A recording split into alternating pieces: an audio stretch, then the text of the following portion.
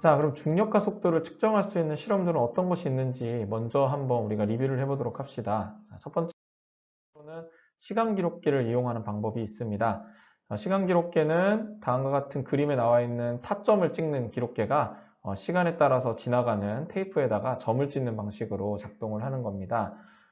이렇게 추를 달든 아니면 움직이는 물체를 달아서 이동을 시키면 일정한 시간 간격으로 점을 찍게 되고요. 그러면 그 부분들을 우리가 잘라서 옆에 있는 데다가 이렇게 붙이면 요 기울기나 이런 부분들을 계산함으로써 속력이라든지 가속도 등을 우리가 이제 계산할 수 있게 됩니다.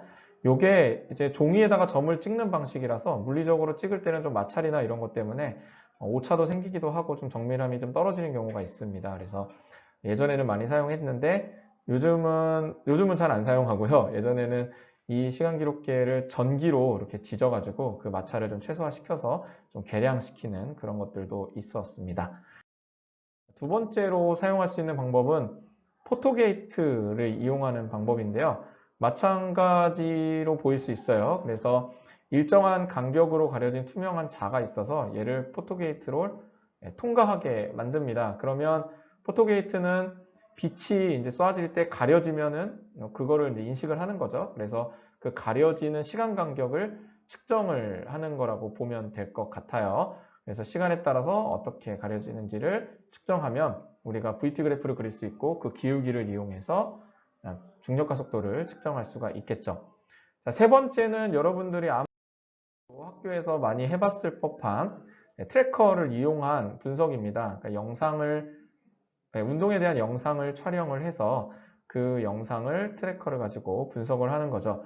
이거는 사실 중력과 속도뿐만 아니라 우리가 눈으로 볼 수 있는 모든 운동들을 거의 다 분석을 할 수 있다는 매우 강력한 장점이 있는데 단순하지는 않고 우리가 이 사용법을 잘 알아야 된다는 단점이 있습니다. 자, 그럼 이 세 가지의 실험들은 사실 어떤 방식의 실험이라고 우리가 볼 수 있냐면 시간의 흐름에 따라 위치나 속력이 어떻게 변하는지를 측정하는 실험인 거예요. 그러니까 시간을 흘러가게 하고 그 시간에 따라서 우리가 측정하는 물리량은 어찌 보면 위치에 대한 물리량, 위치를 구하든지 어떤 속력을 구하든지 이런 것들을 측정하는 거죠. 특히 트래커 같은 경우는 각 프레임별로 이제 시간이 정해져 있잖아요. 그래서 그 시간에 따라서 이 물체가 어디 위치에 나와 있는지를 우리가 분석하는 그런 대표적인 도구라고 볼 수가 있습니다. 그럼 과연 중력과 속도를 측정할 수 있는 실험이 이렇게 시간의 흐름에 따라 위치나 속력만을 측정하는 것으로만 할 수 있는가? 이것을 좀 우리가 생각을 바꾸고 관점을 바꿔서 실험하는 게 이번에 할 실험인데요. 자, 이 영상에서 설명하는 중력과 속도 측정 실험은 이런 아이디어로 출발을 합니다.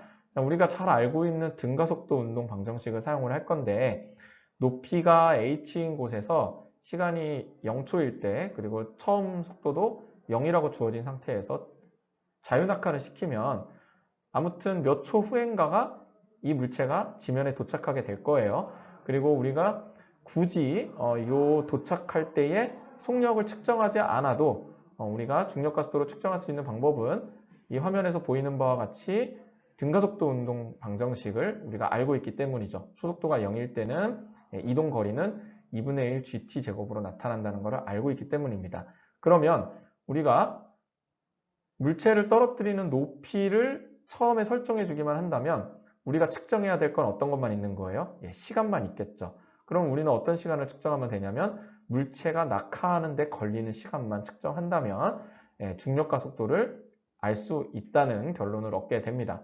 다시 말해서 우리는 두 지점 사이의 거리 h를 정해놓고 우리가 측정할 것은 두 지점을 통과하는 시간을 측정을 할 거라는 겁니다. 이 h는 다양하게 변화시키면서 우리가 측정해도 무방합니다. 자, 이런 아이디어가 어찌 보면 상당히 신선한 겁니다. 왜냐하면 우리는 그동안 정해진 시간 동안 어떻게 위치가 변했는가를 많이 측정해 왔는데 이번에는 아예 생각을 뒤집어서 같은 거리를 어떤 시간 동안 이동했는지에 대한 그러니까 시간을 측정하는 것으로 관점을 바꾼 거죠. 그걸 통해서 우리가 중력과 속도를 측정하는 실험을 한 겁니다. 자, 이런 비슷한 아이디어가 사실은 상대성 이론에서 이야기를 하기도 해요. 물론 완전히 동일하다고는 볼 수는 없지만 우리가 일반 상대성 이론까지 나아갔을 때 결국 우리가 알고자 하는 것은 시공간의 구조인데 우리가 여러분들이 배운 것처럼 상대성 이론에서는 우리가 운동 상태에 따라서 뭐 시간도 달라질 수 있고 그다음 거리도 달라질 수 있는 거잖아요. 그렇기 때문에 우리가 갖고 있는 자를 불신할 수밖에 없습니다. 그래서 상대성 이론에서는 어떻게 시공간의 구조를 파악하냐면 내 운동 상태와 무관한 빛의 속력과 그 다음에 내가 갖고 있는 시계 이 두 가지를 가지고 시공간의 구조를 파악하는데 특히 제일 중요한 건 내가 가지고 있는 시계로 시간의 거리를, 시간상 거리를 측정하는 것이 굉장히 중요하게 다뤄집니다. 그래서 우리가 지금 하는 이 실험에서 시간만 가지고 모든 것을 좀 파악하겠다라고 하는 시도는 어쩌면 상대성 이론이 추구하고 있는 그런 부분과 조금은 맞닿아 있는 게 아닌가라는 생각을 하게 됩니다. 이번 실험에서 사용할 피폭스 앱을 소개해 드리겠습니다. 플레이 스토어나 앱 스토어에서 다운을 받을 수 있고 무료인 어플입니다. 피폭스 앱을 설치하고 앱을 실행하면 여러분의 스마트폰이나 태블릿에 설치된 센서를 이용해서 할 수 있는 실험들이 이렇게 많이 나옵니다. 먼저 기본 센서로는 선형 가속도 센서, 중력 가속도 센서, 자이로 센서 등이 있습니다. 자, 이 센서들은 여러분이 융합 탐구를 할 때 활용할 수 있고 선생님의 경험상 이 센서들을 잘 활용하면 아주 재미있는 연구를 많이 할 수가 있습니다. 다음으로 소리와 관련된 센서들을 피폭스에서 이용을 할 수가 있습니다. 융합 탐구를 할 때 소리를 분석하는 연구를 진행하는 팀이 많이 있는데요.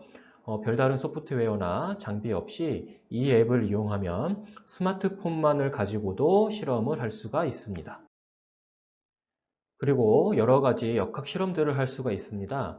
이런 실험들에 대한 내용은 화면 아래쪽에 나오는 주소로 가서 확인을 해 보시기 바랍니다. 피폭스 앱을 이용해서 할 수 있는 실험들이 여러 개 소개되어 있습니다. 피폭스 앱에서는 다양한 스톱워치를 제공합니다. 물리 실험을 할 때 스톱워치를 사용하는 경우가 많은데 우리가 일반적으로 사용하는 스톱워치는 사람이 눈으로 보거나 소리를 듣고 스위치를 눌러야 합니다. 그런데 피폭스 앱은 그것을 자동으로 해줍니다. 우리가 이번 실험에서 사용할 스톱워치는 피폭스에서 제공하는 어쿠스틱 스톱워치입니다. 처음 소리를 듣고 시간 측정을 시작을 하고 다음 소리가 나면 측정을 멈추는 것이 어쿠스틱 스톱워치입니다. 실제로 측정이 되는 모습을 볼게요.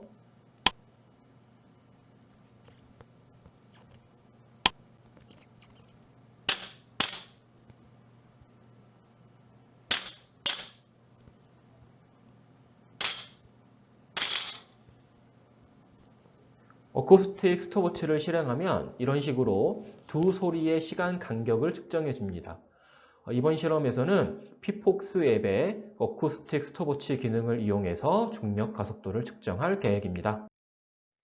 자, 그러면 스마트폰 피폭스 앱을 이용한 중력 가속도 측정 실험 방법을 구체적으로 알려드리도록 하겠습니다. 여기 그림에 나오는 것처럼 책상 위에 자를 올려놓고요. 그 위에 또 무거운 책을 올려놓아서 자를 고정시킵니다. 그리고 나서 이 쇠구슬을 자 위에 쇠구슬을 올려놓고 막대를 준비해서 막대를 칠 준비를 합니다. 그 다음에 피폭스 앱의 어쿠스틱 스톱워치의 플레이 버튼을 눌러서 얘가 측정할 수 있도록 그렇게 합니다. 이런 상황에서 막대를 쳐서 쇠구슬을 떨어뜨리면 두 번의 소리가 나죠. 이 두 번의 측정 소리 시간 간격을 이 어쿠스틱 스톱워치가 측정을 해줍니다. 0.356초로 측정이 되었네요. 그리고 이 쇠구슬이 떨어진 높이를 측정을 합니다. 이 높이는 61.9cm로 측정되었다고 해봅시다. 그러면 우리가 알고 있는 등가속도 운동 공식 델타 H는 2분의 1 GT 제곱을 이용해서 중력 가속도 값을 계산을 할 수가 있어요. 중력 가속도 값이 계산이 되었습니다. 이 중력 가속도 값의 유효 숫자 처리 방법은 나중에 여러분들이 자세히 공부하기로 하고요.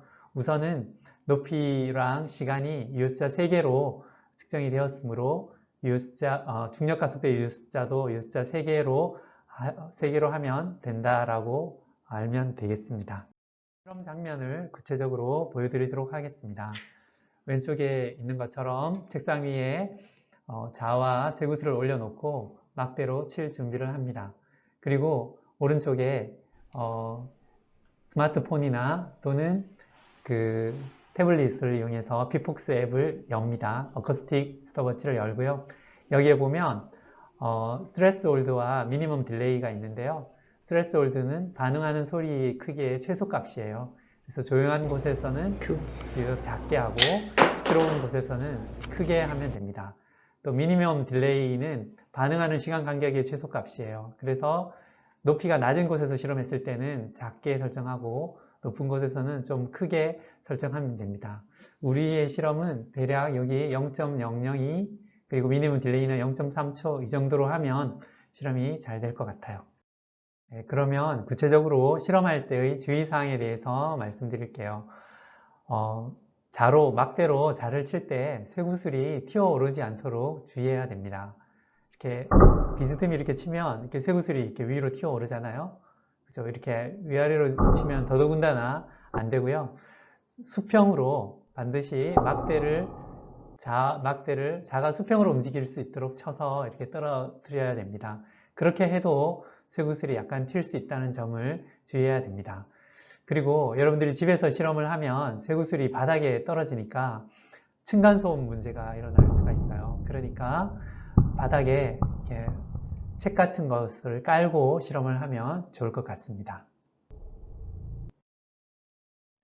실험을 할 때 자 위에 쇠구슬을 올려 놓잖아요. 근데 쇠구슬이 이 자 위에 멈춰 있지 않고 이렇게 또르르 굴러갈 수도 있거든요.